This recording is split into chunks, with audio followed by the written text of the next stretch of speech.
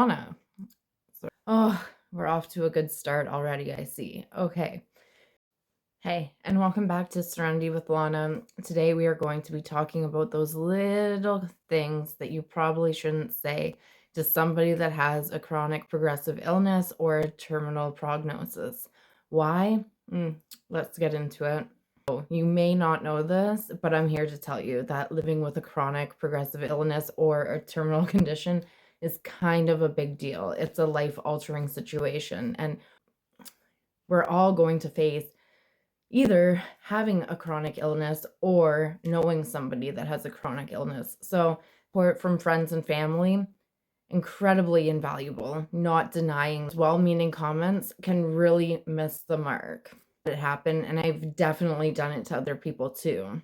These can really end up causing more harm than really end up adding discomfort where they were supposed to add comfort.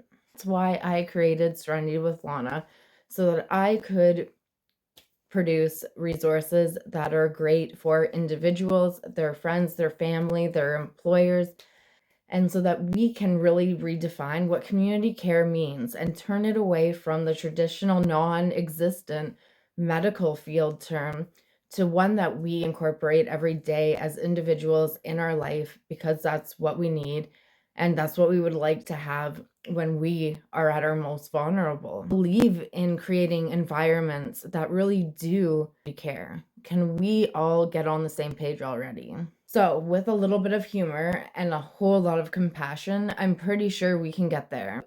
First, let's explore the top 10 things you may not want to say to somebody that has a chronic illness or a terminal condition and that has one. But you don't look sick. Yeah, thanks. This phrase really invalidates my experience. This also really does invalidate my daily struggle that I have and my partner has and that my family goes through. I'm living with a chronic progressive illness in its end stages, and it is very much not visible every day.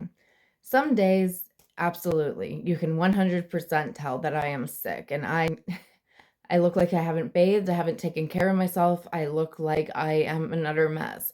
But that doesn't add to me feeling good when I get up and I have to go on with life and some effort so that I look presentable, because it does affect the way that people in life treat me, which is another thing that we'll get into another day.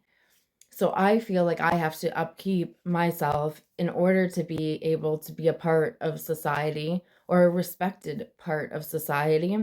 So maybe that is a societal issue and not really the fact that I look good, so I must feel good.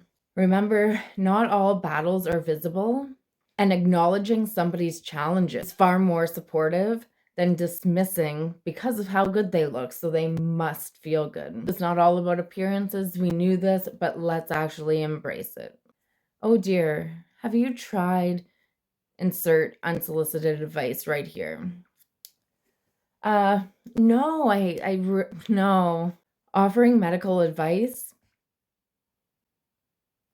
or when we have just replied to a question that you asked in the first place, can come across as very patronizing.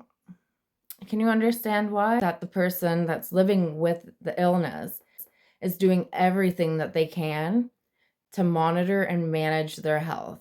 Trust me, we want to get better. Medical teams are doing their best as well. And so that you don't feel like you've made the biggest mistake ever, I'm just going to say we do appreciate it, and we've probably made the same mistake. But sometimes we just need a listening ear. That's it. Oh, love, everything happens for a reason. Trust in God. Wait, I just told you I'm dying, right? I'm going to be with God soon enough, but I'm here with you. This old age saying is real, and the grief that we are going through. Life challenges don't always make sense, and they don't have to. Sometimes it's hard to sit with the information that we are getting or receiving from our medical team. And sometimes that grief stage passes and comes back like a tidal wave. and that is okay. We want to be in the present with you, and humans on earth are able to provide action and care and love in a way that I'm sure that I'll get from my higher power whenever I pass. Well, you've been a little bit negative lately. If you just stay positive, you'll feel better soon. I'll slap you. Had a quarter for every time somebody said that. I was pregnant with my daughter. I had horrible symptoms and they were joked about and they were passed off as just being pregnancy issues. I was laughed at. Was told, "Oh, well, it's only going to get worse." During my pregnancy, having extreme difficulty breathing. This was incredibly insensitive. Go, "Oh, well, you'll feel better once she's here." Well, she got here, and 5 days later, I almost died.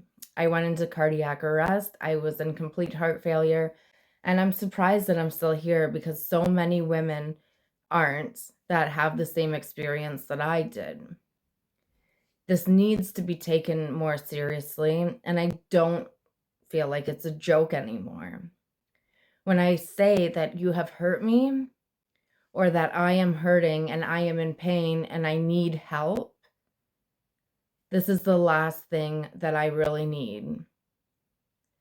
Not get to decide what that means for you, or maybe you get to decide to exit my life when I put this boundary up, but I'm going to make it very clear. I call in sick, or if I am turning up at an emergency room, or I can't get out of bed, it's not because I have chosen to do those things. It's because my life depends on it and my daughter needs me. So I am putting that ahead of everything else. I am tired of having to really go through this. It shouldn't be something that I need to explain to anyone. That you could have I wish I had so much time to rest like you do. It trivializes the constant exhausting work of managing an illness. For somebody with a chronic progressive illness or a terminal illness, not a luxury. And it barely feels like rest. Activities that a lot of us do exert 3-5 times the amount of energy that it used to take us. That's not only mentally draining, but physically draining. At least it's not insert condition here. Struggles is not helpful. I don't know what it's like to have a different condition, and I wouldn't wish that on anyone, nor would I wish my condition on anyone. Fair for anyone else to say that they really know what it's like either. And it minimizes my experience or another person's experience. That they should feel grateful for their situation. I am not grateful for pulmonary arterial hypertension. I am just not, and I won't ever be. I am grateful for my life and how I've been able to adapt and the people in it and the things I'm able to do, but I am not grateful for this condition. When will you get better? Never, Linda. I'm never getting better. Chronic and terminal illnesses don't have a clear end date. I mean, terminal maybe has a little bit more of an end date or an expiry date. Sorry for that very dark humor. But chronic progressive illnesses do not. It's better to figure out how we can work in unison together so that you can help me be a part of your life, or we can make things fun and exciting again in a way that we probably don't experience, or that people have stopped communicating with us over because I guess people with chronic illnesses don't have fun.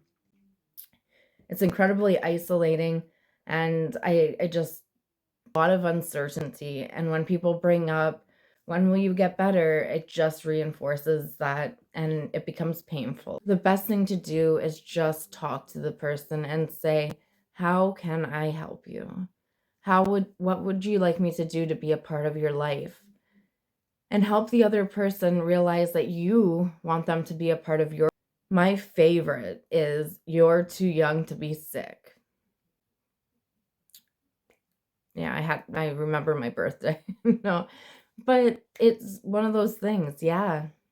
But with my condition, it affects people under the age of 40 mostly. It mostly affects Black women who are under 40, and they usually go undetected until they have a child and die during or right after childbirth, like I almost experienced. Or it goes undetected. To be educating ourselves. We need to spread awareness on these conditions. I could have lived a lot longer had this been diagnosed properly and treated properly from a very young age. That is my sad reality. And that is why I'm here doing these videos and really trying to educate and bring awareness to this progressive chronic illness. Now, with that being said, there's so many other ones. How can we keep track? I'm not entirely sure, and I don't have the answer for that just yet, but I'm sure that we can come up with a solution and be able to advocate for ourselves. I also talk about making vulnerable people advocate for themselves when really they should be the ones being supported, and we should be the able-bodied healthy people or the professionals should take the accountability on themselves. This is one aspect that really needs to start to change. Anyway, that was a little bit of a rant, sorry, but yeah, just remember that illness does not discriminate by age, race, culture, anything, demographic, nothing. If it's happened to me, it can happen to you, and I don't want it to. So do better. We need to create more inclusive and caring communities. We need to listen more, assume less, and remember that kindness is a language that everyone understands. We in this house and elsewhere believe in the power of compassion, the strength in community, and the beauty in respecting everyone's journey. Let's continue to grow. Let's continue to learn, grow, and support each other. One conversation at a time, one rant session at a time, question at a time. We are here together and we can do better. Much light, love, and good vibes, everyone. Peace.